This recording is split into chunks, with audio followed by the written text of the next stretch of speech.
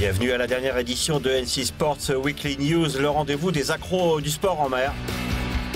Philippe Chiappe et son équipe du CTIC dominent le Grand Prix F1 H20 de Chine.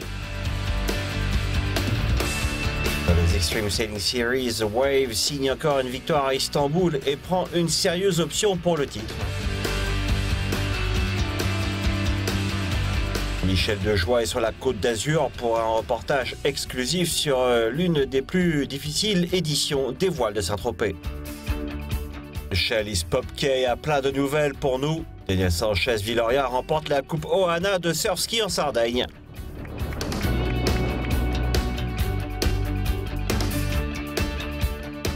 Nike, Raya et Izzy Gomez s'illustrent à l'US Open de paddle debout en Californie. Et les Russes dominent la compétition à casquet. Nika est sacré champion du monde 2015 RC44.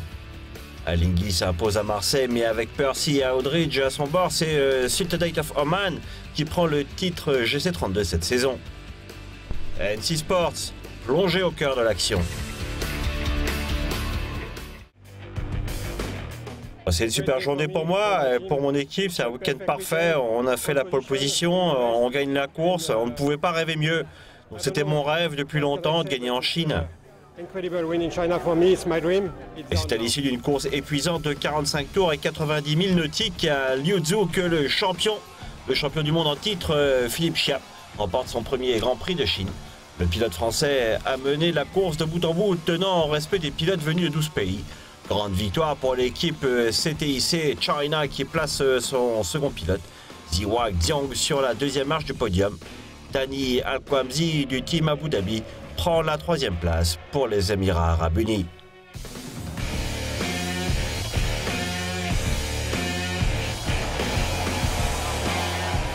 Chiappe compte désormais 55 points d'avance au championnat sur l'Américain Sean Torrent et Youssef Al-Roubayan du Koweït.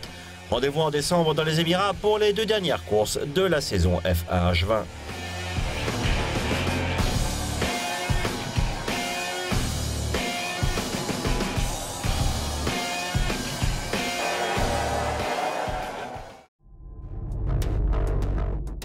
Auteur d'une saison formidable à bord de Wave Musca, Lee McMillan a confirmé sa grande forme du moment en remportant à Istanbul l'avant-dernier événement de la saison des Extreme Sailing Series 2015.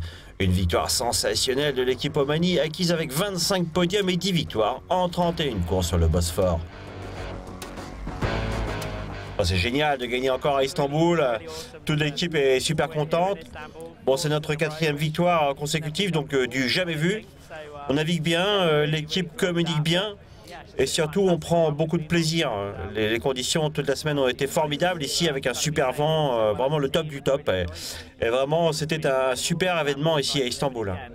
Amazing windy conditions and it doesn't get any better than that in Extreme 40, so it's been a fantastic event.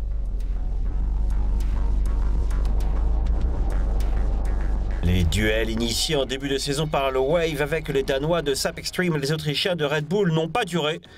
Graham Hansen et Kostner ont lutté ici alors que Agara et Steinaker ont perdu tout espoir en dématant.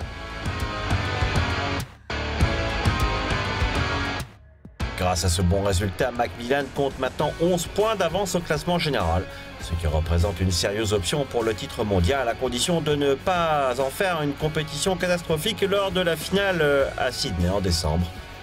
La deuxième équipe Oman Air, skippée par le Britannique Stevie Morrison, s'est aussi illustrée à Istanbul en signant une bonne deuxième place.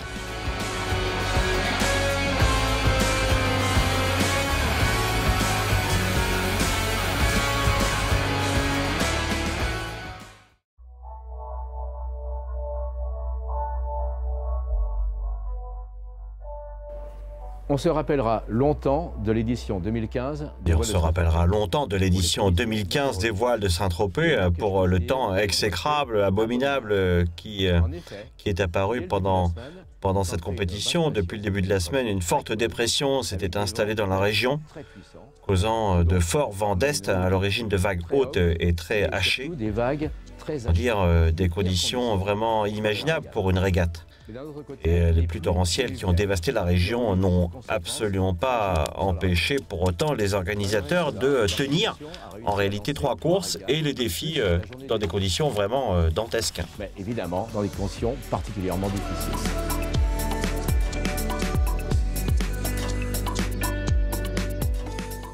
Comme d'habitude, le spectacle à Saint-Tropez a été grandiose.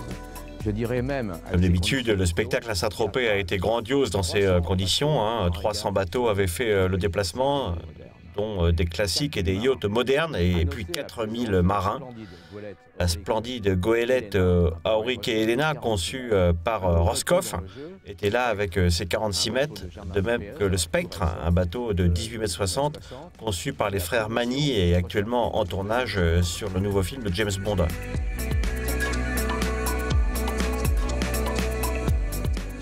Une chose étonnante, la victoire de Rangers. Alors Rangers, c'est un... Alors une chose étonnante, côté résultat, il faut noter la victoire surprise de Ranger, un bateau de classe J de 36 mètres datant de 1938, relooké pour courir contre des yachts plus modernes. Bon, c'est un super résultat pour un bateau de près de 100 ans. Et chez les classes 2, c'est le français Baltic 50 qui s'impose, alors que l'américain Vesper prend la victoire chez les classes 3. Dans la classe Wally... Chez les Wally, c'est le Y3K, un bateau de plus de 30 mètres, qui s'est imposé devant le Magic Blue, l'issue d'un âpre duel. Maintenant, parlons des classiques. En classique, c'est Moonbeam 3 qui a pris la victoire, alors que dans les classes plus petites, eh bien, c'est le magnifique Tern, un bateau britannique de William Fife, qui s'est imposé. Très joli petit bateau.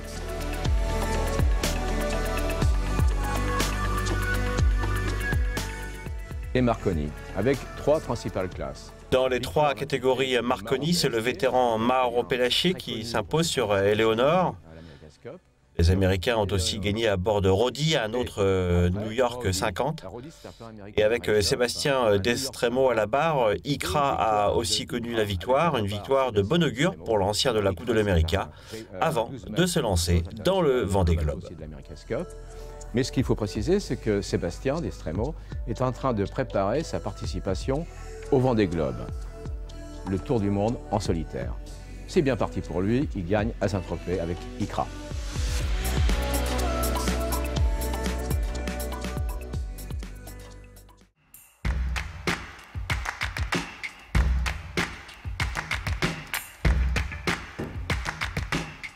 Les 46 meilleurs kayakistes du monde sont affrontés lors de la Coupe ICF Ohana Mana qui s'est déroulée à Cagliari en Sardaigne. À l'issue d'une course intense, c'est l'Espagnol Daniel Sanchez Viloria qui a été couronné champion du monde après avoir couvert les 26 km en seulement 1 h et 39 minutes. L'Africain Greg Lau et l'Allemand Michael Dobler finissent respectivement en second et troisième.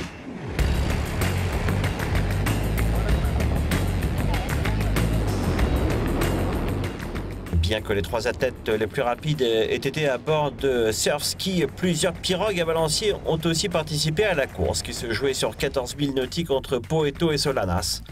Cette épreuve en Italie était la dernière avant que les pros du surf ski mondial n'en démordent sérieusement lors des championnats du monde ICF Ocean Racing 2015 à Tahiti.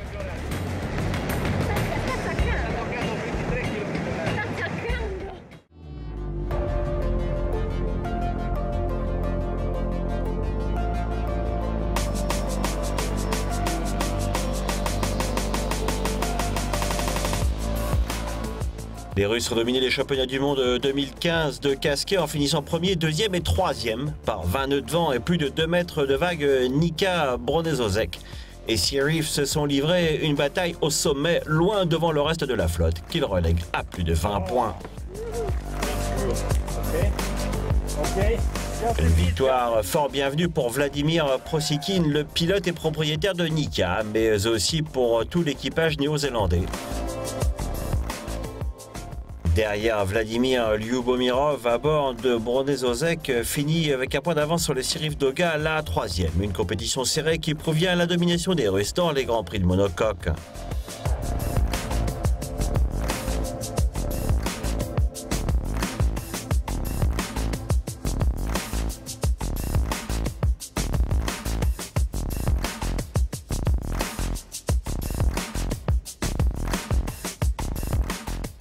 L'épreuve portugaise terminée place désormais à la finale du championnat du monde 2015 RC44 qui se jouera dans les Caraïbes fin novembre. Ne ratez pas la coupe RC44 Virgin Gorda.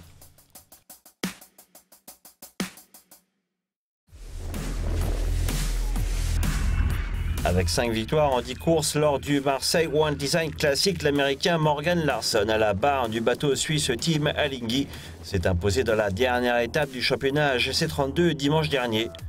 Une belle victoire qui ne suffit pas à empêcher Sultanate of Oman skippé par Ian Percy et Nathan Aldridge de prendre la couronne mondiale pour leur début en GC32. On avait un peu la pression comme toujours, mais Lee et son équipe avaient déjà fait un super boulot en nous plaçant en tête. Nous on avait juste à assurer pour ne pas les laisser tomber, on avait juste à finir dans les 3 premiers, donc on était content parce que c'est ce qu'on avait fait la première journée, mais bon on a quand même essayé de jouer la victoire.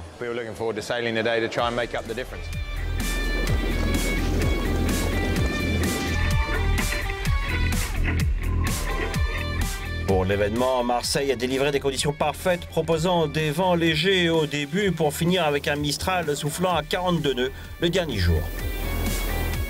Yann Guichard à bord de Spindrift aura tenu son rôle de challenger jusqu'au bout en finissant second à Marseille, en assurant le spectacle tout en maintenant la pression sur ses adversaires. La 3e place finale de Sultanate of Oman leur suffit pour arracher le titre, avec un tout petit point d'avance sur Alinghi, de Larsson et Bartarelli qui auront tout donné sans succès.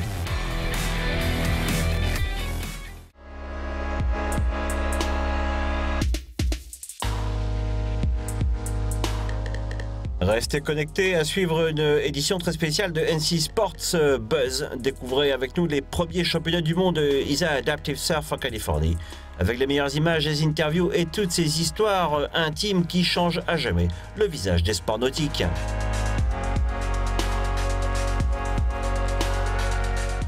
Plongez au cœur de l'action avec NC Sports.